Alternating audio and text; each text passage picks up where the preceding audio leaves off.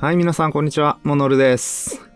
今回はこちらのコントローラー、グリキッドの ES Pro ですね。こちらをレビューしていきたいと思います。特にこれ注目されている理由っていうのが一つあってですね、めちゃくちゃ Bluetooth が速いっていうね、そういう特徴を持っているコントローラーになってます。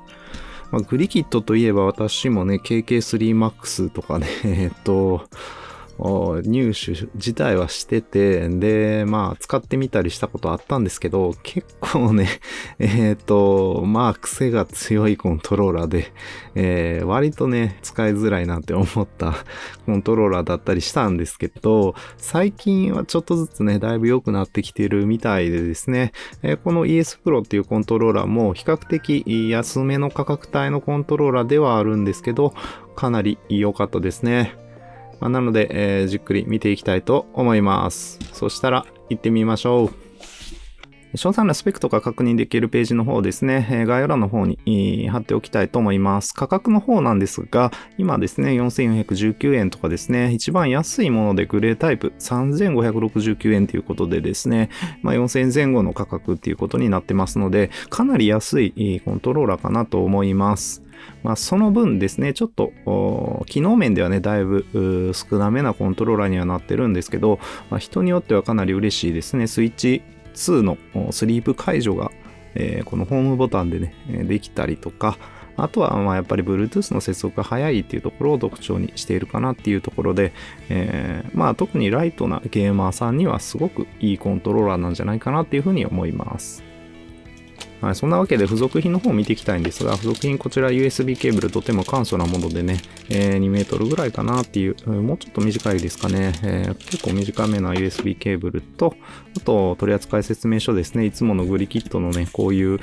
コントローラーだけで設定ができるっていうね、そういう特徴もあるので、かなり読むことが多い取扱説明書が日本語ももちろん入ってますっていうところです。なので無線ドングルとかついていないんですよね。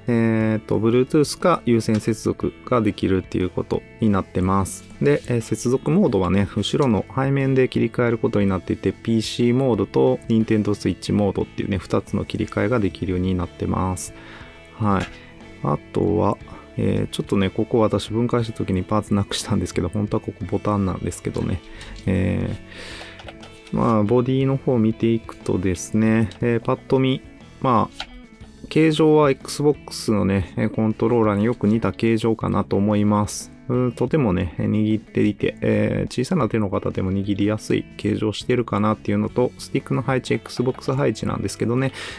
すごくいいかなっていうので、プラスマイナスがね、入っているっていうところで、ここがスイッチ向けのコントローラーっぽいですかね。ここにスクリーンショットボタンがあったりとかしますね。これは設定ボタンっていうのが真ん中にあって、これで、いろんな設定を変えることができるようになってます。で、基本メインブレンのね、フェイスボタンとかですね。LB、RB はタクトスイッチかな。で、一つだけちょっと注意が必要なのは、ここですね。トリガーがアナログトリガーになってます。スイッチ用途で使う場合はですね、ちょっとこれが気になる方ももしかしたらいるかもしれないですね。トリガーストップとかも全くついているものではないので、こういうね、ちょっとストロークのあるボタンになってしまうっていうところがありますね。で、十字キータクトスイッチです。十字キーね、これが結構いいかなっていうふうに思いますね。はい。フェイスボタンの方のストロークこんな感じです。ややストロークは大きめですね。あまり力を入れずに軽く押せるボタンではあるんですけど、ちょっとストロークが長いので、連射はきついかなっていう感じがします。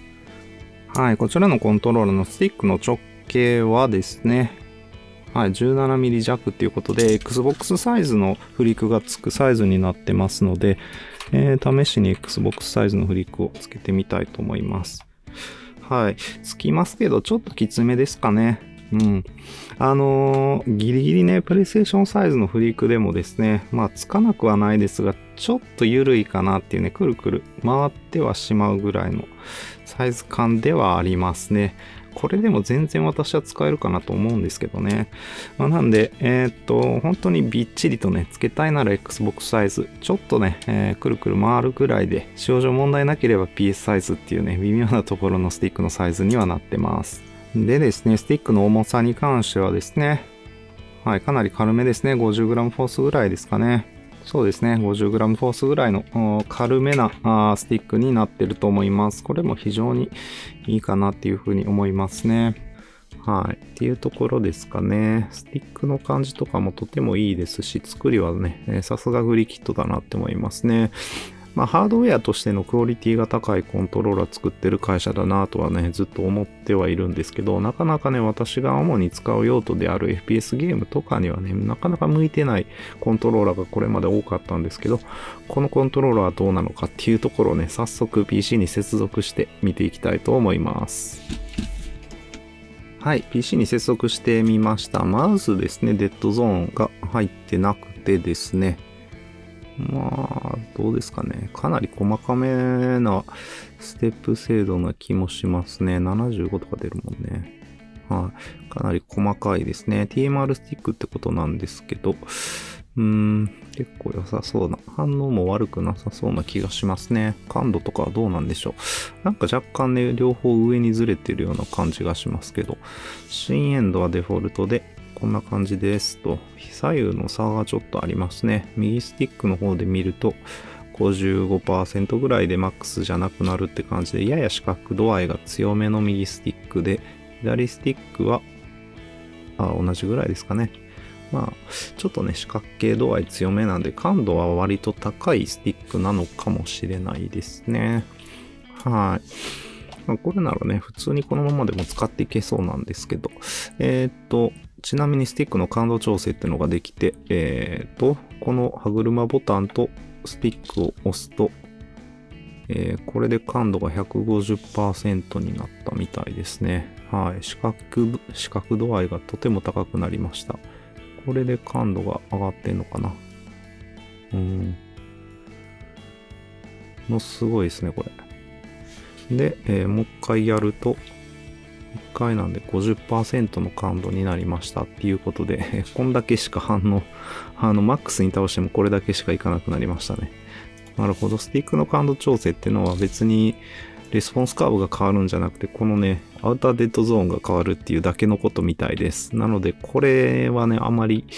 意味がないですね。100% のままで使った方が良さそうですね。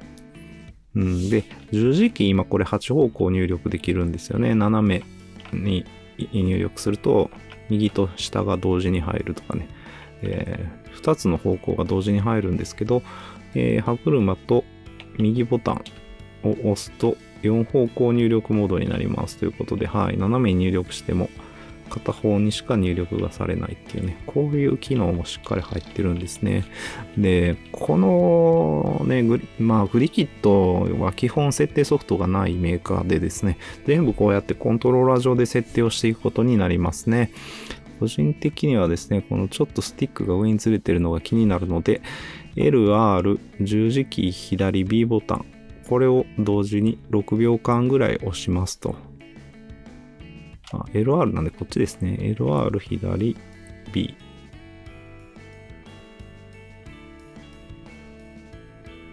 入らないですね。入った。はい。LED が点滅しだしたので、これで入ってます。左右のジョイスティックを2、3回円を描くようにぐるぐる回しますと。構成が完了すると、はい、振動して、はい。まあいいんじゃないですか。左スティックはまだ若干上かなって気がしますけど、右スティックはだいぶいい感じに構成できましたね。いいですね。しかもこれ、あれですよ、アウトデッドゾーンの形もなんか、かなり順光に近いような感じになりましたね。キャリブレーションをしてあげた方がもしかしたらいいかもしれないですね。あと、ジャイロのね、キャリブレーションとかもできるっていうことで、かなり、価格の割にはすごくいいですね、今のところ。そしたら、ちょっと射撃訓練場行って撃っていったりしてみたいと思います。はい、射撃訓練場に来ました。ドリフト全然しないですね。これはかなりいいですね。かといって別にエイムの感じっていうのも、そんなにね、すごい低感度って感じはしないですけど、撃ってみます。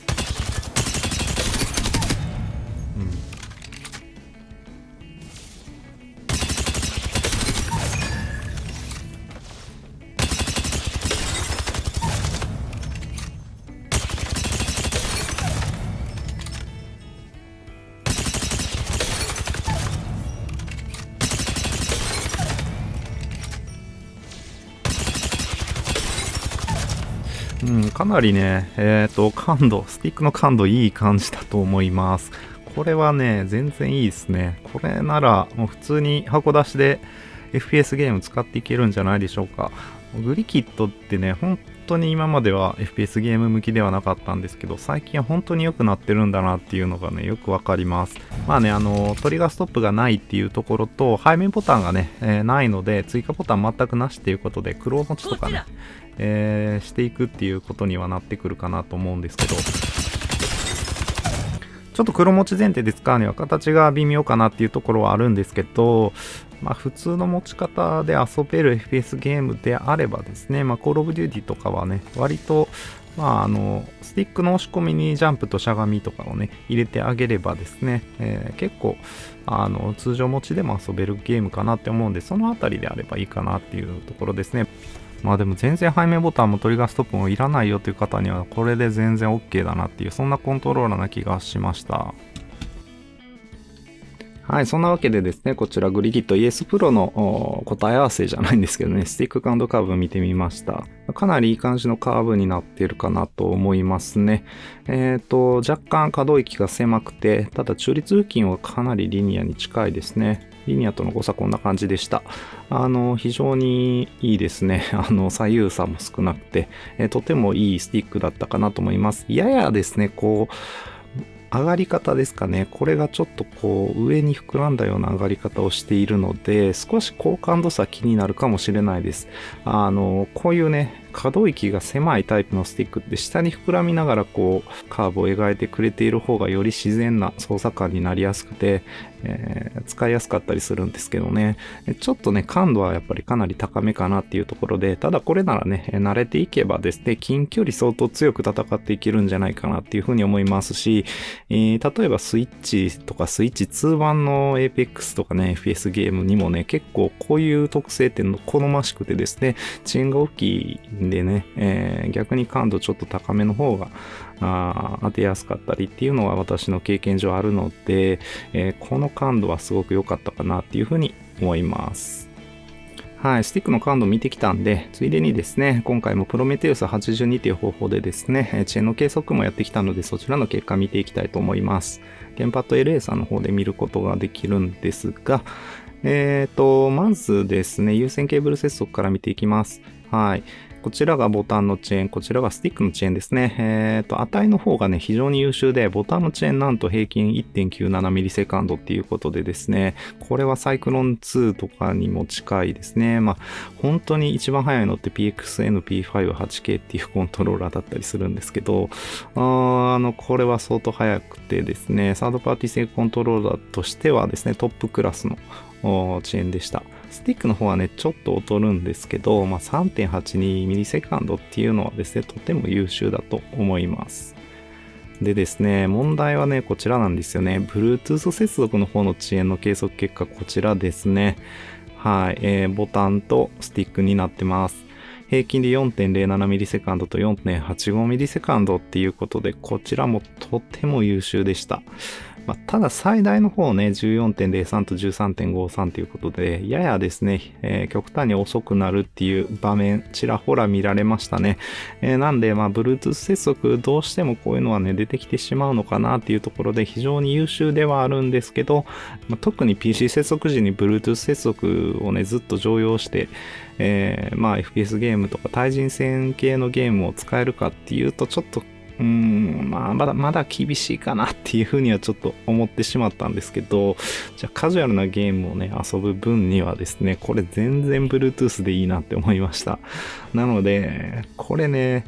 結構いいとこついてんなって個人的には思うんですけど、私もね、よくカジュアルなゲームやったりするんですよね。まあ、昔流行ったヴァンパイアサバイバーズとかね、スチームのゲームで、例えばロールプレイングゲームとかもやったりしますし、そういうところで遊ぶならですね、もう全然これで Bluetooth 接続すればいいんじゃないかなっていうふうに思いました。これはね、すごく良かったですね。無線ドングルとかをつなげなくてもですね、パソコンに、まあ、普段からつけてる Bluetooth でね、接続してやればいいっていうだけなので、すごくこれは良かったですね。はい。はい、それでですね、スイッチプロコンと比較した入力遅延っていうのをスイッチ1の方でも比較してきました。こちらですね、面白い結果だったかなと思います。有線接続よりも無線、Bluetooth 接続の方が早かったですね。はい、0.02 フレームしかスイッチプロコンの無線接続に対して遅れがないっていうことで、これは本当に優秀な結果だったと思います。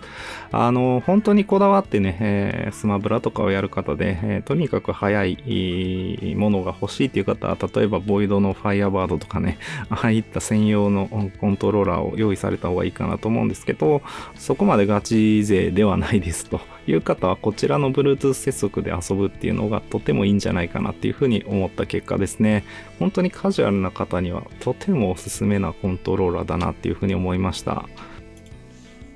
はい、それでですね、今、スイッチの方を起動してですね、これ、NS モードに切り替えてやってですね、接続してみたいと思います。ホームボタンを押して、最初、来ましたね。接続ができました。この状態でスリープさせますと。はい。スリープしました。ホームボタンを押してみます。お、これいったんじゃない？はい、スイッチちゃんと、パワーオンできましたね。なんでこれで、普通にスイッチをね、このコントローラーから起動するっていうことができるんで、もうこれつなげっぱなしでスイッチ遊ぶことができますね。いや、素晴らしいと思いますね。スイッチ2の方もちょっとやってみますかね。はい、そしたらですね、スイッチ2の方に接続したいと思うんですけど、今ね、すぐ隣にスイッチ1があるので、このままやるとスイッチ1が起動しちゃうんですよね。多分。そうですね、スイッチの1の方が起動しちゃうので、一回こちらをですね、有線接続してあげればいいのかな。よいしょ、ドックの方にですね、有線接続してあげます。今スイッチ2を起動し直して、はい。もう一回やってみます。よいしょ。登録しましたって出ましたね。これで、始めるができるのかな？できた。まあ、これは後でいいでしょう。設定。多分これでもういけてんじゃないかなと。一回有線ケーブル外してみますと。で、電源オフにしてみます。はい。で、ホームボタンを押してみます。これでスイッチ2の方が起動しないな。一旦起動しないので、これ、どうやったら起動するようにできるのかってところなんですよね。ちょっとね、設定方法があるみたいなので、そちらをちょっとチェックしていきたいと思います。ちょっとね、これね、ファームウェアが古い可能性があるので、ファームウェアアップデートも試してみたいと思います。グリキッドのサイトの方からですね、ES Pro のアップデータみたいなものをですね、持ってきました。アップグレードインストラクションズっていうのを開くと、なるほど。ですね、まず、PC に、接続をします。で、この設定ボタンとホームボタン2つを同時押しします。はい、そしたらこんなですね、ドライブが出てくるので、ここにこの ES Pro V3.4.bin を貼り付けますと。はい、今 3.1 ってバージョンだったので結構古かったみたいですね。はい、ファイルがコピーできて、これでもういいのかな。一回外して、つなげて、3.4 にちゃんとアップデートされてますね。じゃあ、この状態でですね、一旦、ペアリングモードをオンにします。はい、ジョイコンのホームボタンを押して、はい、スイッチ2を起動しますと。はい、コントローラーの接続をします。はい、できました。これで A ボタンを押して戻ってスリープを押します。はい。で、ホームボタンを押してみます。お、起動した。すごい。これで確かにできますね。コツはというかね、やり方はやっぱジョイコンのホームボタンでスイッチ2を起動して、で、ペアリングをしてあげるっていうことが大事みたいですね。この手順結構ややこしいのでまあちょっとね、最初だけ手間がかかるみたいですけど、これさえやってあげればですね、1個スリープしても、はい。このホームボタンを押すだけでですね、スイッチ2が起動します。素晴らしいですね。はい。まあちょっとね、一手間かかってはしまうんですけど、グリキッドの ES Pro でスイッチ2をね、スリープ解除することができました。はい、Apex のランクの方ですね、PC の方で、やってきた様子っていうのをここからは見ていただきたいと思います。これシーズン26のスプリット2ですね、結構前に撮った動画になってるんですが、まずですね、気づいたのはですね、こちらグリキッドの ES Pro はやっぱりね、感度高めだなっていうところで、こういう近距離戦っていうのはかなり強かったですね。はい、こんな感じでね、ナイナイとかもかなり当てやすかった印象がありました。かといってですね、遠距離でスコープ付きのものを当てる時もね、そんなにやりづらいっていう感じはなくてですね、結構当てていけたかなっていうところです。ただですね、この1倍スコープでね、ナイナイとかをですね、中遠距離で当てるっていうのがかなり難しくて、こんな感じですね。非常に、全然当たってないなっていう感じがするんですけど、やっぱりちょっと好感度気味っていうところで、そこの難易度は上がるのかなってところです。まあ、ただまあ、こういう近距離戦は本当に強かったんで、まあ、これはね、プレイスタイルとかにも寄ってくるかなと思うんですけど、かなりね、これでも戦っていけるっていう方はね、多くいらっしゃるんじゃないかなっていう印象がありました。基本黒持ちでですね、やってたんですけど、まあまあね、実際プレイしていると、まあちょっと大きいかなっていう感覚はやっぱりあったんですけど、全然ね、慣れれなくはないかなっていうぐらいの感覚ではありましたね。なんといってもこのコントローラーが4000円前後で買えるコントローラーっていうことでですね、まあそこまでね本気出して Apex やってるわけじゃなくて、たまにちょっと遊ぶ、楽しんで遊ぶぐらいだよみたいな感じの方だったらですね、まあ黒持ちさえできればっていうね条件付きにはなりますけど、めちゃくちゃこれおすすめですね。もちろんスイッチ2版 Apex でも強いはずですし、PC 版 Apex でもね、まあとにかくコントローラーの価格を抑えたいっていう方にはですね、いいんじゃないかなっていうふうに思いました。まあ、ノバ2ライトっていう同じ価格帯のすごく優れた製品がね、もう一つあって、そちらは感度がそこまでめちゃくちゃ高感度すぎるっていうことがないので、トリガーストップとか背面ボタンが必要な方はそちらの方がいいかなっていうふうに思うんですけど、スイッチとかスイッチ2と併用される方はね、この ES Pro っていうのが非常にいい選択肢になると思います。はい、続いて Call of Duty Black Ops 7ですね、ようやくリリースされたということで、そちらで、このグリキッド ES Pro を遊んできました。こちらについてはですね、高感度差っていうのが結構悪い方向にね、出ているかなっていう感じが若干しました。とてもね、こうスティックを倒す量を倒す機会っていうのが Call of Duty は多めだと思うんですけど、そこでのエイムのね、良さっていうかですね、微調整っていうのを結構しなきゃいけない場面って多いんですよね。でそこがね、やや高感度すぎて、で上に膨らんでるっていうところでですね、思ったより倒しすぎてエイムが合わないっていうね、そういうシーンが結構多かったような印象がありました。なんで Call of Duty にはね、ちょっと難しめのスティックかなっていうのがね、正直な感想ですね。まあ、この辺りですね、少なく倒す場面とかですね、ちょっと距離が離れてる場面とかは割とね、当てやすかったんですけど、まあ、ちょっとスティックの倒す量が増える場面ではですね、倒しすぎてですね、エイムが行き過ぎるっていうことが結構あったんですよね。なんで、Call of Duty に関してはですね、結構背面ボタンとかなくても、割と戦えるっていう、そういうゲームではあるんで、まあ、これにね、あえて慣れるっていうのも、まあ、ありっちゃありなのかなっていう気はするんですけど、まだややね、難しさがあるコントローラーにはなってますっていうところだけはちょっと注意が必要なのかなっていうふうに感じます。逆にそこにね慣れることができればコールオブデューティーみたいなゲームは高感度な方がね、割と良かったりっていうね、方も結構多いゲームかなっていうふうに思いますので、ドンピシャハマるよっていうね、そういう方もいらっしゃるんじゃないかなっていうところでですね、ここはね感覚の問題になってくるんでなかなかね、難しいところではあるんですけど、そんな印象のあるコントローラーっていうところはね、抑えていただければねいいかなっていうところですね。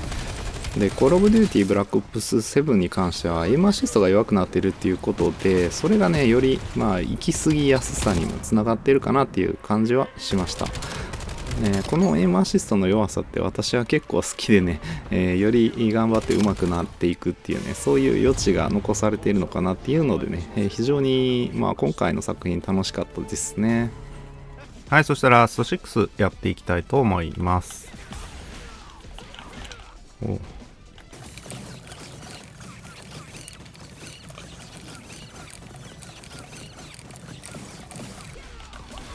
はい。ざっとね、コンボ練習やってみたんですけど、まず十字キーの方ですね、タクトスイッチの十字キーっていうことで、ちょっとね、癖があるかなって思います。特に前ダッシュの連打がやりづらいかなっていうところがありますね。ただ、斜め抜けっていうのはかなりしづらい印象です。ちょっとね、軽く押しちゃうとこんな感じで斜め抜けするんですけど、結構ね、悪くはなかったです。形状がちょっとね、もう十字にしっかり切れてるタイプで、斜め方向がね、ちょっと欠けてるタイプの十字になっているので、そこが若干押しづらいかなっていう風に感じなくはないんですけど、慣れればね、全然使っていける十字キーかなっていうところですね。ABXY ボタンのところ、ストロークちょっと大きめですね。すごくいい十字キーなんですけど、格ゲームキットまでは言えないかなっていう感想でした。はい、最後にアセットコルサをプレイしてきました。トリガーとかですね、スティックの方なんですけど、まずトリガーは全く問題なく扱うことができて、アクセルブレーキ非常に操作しやすかったです。スティックは感度が高いですね。明らかに高くて、ただ中立付近はねそこまでめちゃくちゃ感度高いってわけじゃないので、割と細かい操作はしやすかったんですけど、倒す量がねある程度中間らへんっていうんですかね、そのあたりやっぱり難しくて、これはね APEX とか Call of Duty でも同じような傾向が見られたかなっていうところでですね、ちょっとねタイムを微妙に削っていく時のこのハンドル操作の微妙な加減っていうところがね、やや難易度高かったなっていう印象でした。でですね、このコントローラーですね、ちょっと振動機能がですね、やや難ありかなっていう気はしたんですよね。ちょっとね、全ての振動が派手に出過ぎかなっていう、ちょっと振動強すぎるかなっていう感触がありました。個人的にはその強めの振動っていうのは嫌いじゃないんですけど、荒々しいだけみたいなそういう感じっていうんですかね、メリハリがなくただ荒々しく振動が強く震えるだけみたいな感じがあったので、あまりこの振動っていうのは私は好きにはなれなかったところです。この設定でね、振動の強さっていうのは一応変えれるので、振動を弱くしたりもできはするんですけど、結局ね、なんていうんですかね、振動のコントラストがそもそも低いと、なかなかね、弱くしたら全体的に弱くなっちゃうっていうところでね、あまり振動機能は良くなかったかなっていうところですね。はい、なんでレーシングゲームはね、もっといいコントローラーがいっぱいあるかなっていう感じでした。はい、そしたら、グリキッド ES Pro をですね、スイッチでの遅延計測のために分解していきたいと思います。まずは、このネジ隠し4箇所を外してネジを外していきます。もうすでにこれは外しているので、あとはですね、このパネルを外していきます。結構これが硬いので、こういうね、開封ツールっていうんですか、分解ツールを使って、特にこの下側のネジとかかなり硬いですね。こんな感じで分解していきます。そしたらバックパネルの方が外れてくるはずなんですが、ちょっと硬いですね。よいしょ。はい、外れました。これで、慎重にちょっと開けていきます。すると、もうすでにね、これボタン1個外れちゃってるんですけど、はい。こういうですね、すごく細かなボタンのね、パーツが外れてくるので、これなくさないように気をつけないといけないですね。はい。ちょっと横に置いといて、で、本体の方ですけど、まあ、パッと見えるところのネジを全部外していけばいいかなと思います。パーッと外していきます。よいしょ。はい、ネジ外れたらですね、この振動モーターと、これがちょっと邪魔なんで、これも外した方がいいかな。コネクターですね。バッテリーというか、フロントパネルから来てるコネクターを外してあげて、はい、スティックモジュールの方が、これスティックモジュールとボタン2つ分だけがこう外れてきましたね。はい。でスティックモジュールの方、さらに分解してみるとですね、グリキッドの特別な、ちょっとこだわりの感じられる、こういうリング付きのですね、スティックモジュールが出てきました。中身は普通のサイコロ型のスティックモジュールなんですけど、これが結構良かったですね。上下左右誤差っていうのを相当このリング状のパーツで、位置をしっかり合わせることでですね、出にくくしているっていう、そういう工夫のためのおそらくこのリングっていうのになってると思います。またですね、このリング状のパーツと一体になったですね、この可動域を制限するこのリング状のものが上側についてます。ね。はい。こういう、かなりこれは位置合わせにこだわっててですね、丁寧な作りだなっていうふうに思います。ABXY ボタンのところはメンブレンですね。そしたらもう一箇所、このフロントパネルを外していきます。これも見えてるところ4箇所ですね。ネジがあるので、おそらくそれだけで大丈夫かな。もうすでにこれ外れそうだから。そうですね。4箇所のネジ外すだけで大丈夫そうです。外していきます。1、2、3、4、5、5箇所ですね。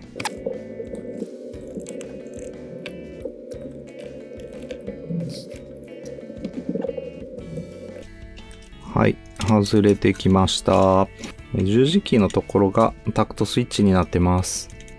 かなりちっちゃめなタクトスイッチで、他のところ全部メンブレンでね、基板に実装されている感じですね。なんでペラペラしたね、フィルム形式ではないって感じです。十字キーの方ですが、こんな感じの、ゴムキャップの中身こんな感じです。しっかりと中心軸が高くなっていて、斜め方向にも強そうに見えるんですが、実際どうでしょうか。まだ今回はね、スト6でのテストとかやってないので、実際の操作感はわからないところなんですが、悪くはなさそうな構造には見えますね。ABXY ボタンはメンブレンなんですけど、押し感がちょっとタクトスイッチみたいな押し感になるようなボタンっていうのが採用されています。はい、そしたら、スイッチのテストなんで、A, B, X, Y、これでできるな。こっち側のね、基板つなげずにこのままで、計測できると思うので、これでちょっと有線接続で試してみたいと思います。そしたら、遅延計測の方やっていきます。はい、以上ですね。グリキッドの ES Pro コントローラーのレビューをしてきましたが、いかがだったでしょうか。すごくカジュアルなゲーマーさんにはおすすめのコントローラーだったかなと思います。ちょっとフェイスボタンのストロークだけ個人的には気になったかなっていうところなんですが、まあ3000円台、4000円前後でね、購入できるコントローラーとしてのクオリティではないかなっていうぐらいにね、すごくクオリティ高くて、特にやっぱり Bluetooth 接続が早いっていうところがね、大きなメリットで、有線でね、つなげるとやっぱりケーブルが鬱陶しいっていうね、ところがあるんで、Bluetooth でね、接続してあげて自由な姿勢でですね、だらだらとゲームをやるっていうのには最高のコントローラーなんじゃないかなと思います。スイッチ2でもね、スリープ解除ができたっていうところでですね、それもすごく良かったですね。私はですね、本気でやるゲームはボイドファイヤーバードとかデュアルセンスエッジとかをですね、優先接続して使うっていう風にしてですね、気楽に遊ぶゲームはこちらで無線接続で遊ぶっていうのがね、良さそうだなっていう風に思って、そうやって使っていきたいなっていう風に思ったぐらいのコントローラーでした。こんなコントローラーが4000円前後で手に入るっていうのは本当に価格破壊だなっていう風に思います。追加ボタンがなくてね、ちょっと黒持ちもしづらいかなっていう形状なんですけど、それでも問題ないっていう方はね、全然 FPS ゲームとかをね、これを使って遊んでいくっていうこともできるポテンシャルもあったのでですね、今後ですね、グリキットから出てくるコントローラーとかもですね、非常に期待が持てるっていうね、そんな気がするコントローラーでした。はい、それで私はですね、こちらのモノルっていうウェブサービスの管理にもやってます。グリキット ES Pro のですね、いろんな詳細なデータとかですね、スティック感度カーブとかもね、載せていったり、価格もね、随時更新中です。他のね、コントローラーやコントローラー関連製品のいろんな情報を載せていたりですね、口コミとかも見ていただけるようになっているのでですね、ぜひね、利用してみてください。口コミはね、こうやって下の方にスクロールしていくとですね、こんな感じで書き込むことができますので、こちらのね、口コミ投稿もお待ちしております。この口コミ投稿っていうのがですね、一番私の活動の力になったりします。ちょっとね、応援してやろうかなって思った方は、ぜひお手持ちのコントローラーの口コミを書いていってくださったら嬉しいです。ぜひぜひよろしくお願いいたします。はい。今回の動画が参考になったと思ったら、高評価とチャンネル登録の方もぜひよろしくお願いいたします。以上、モノルでした。今回もご視聴ありがとうございました。また次回の動画でお会いしましょう。バイバイ。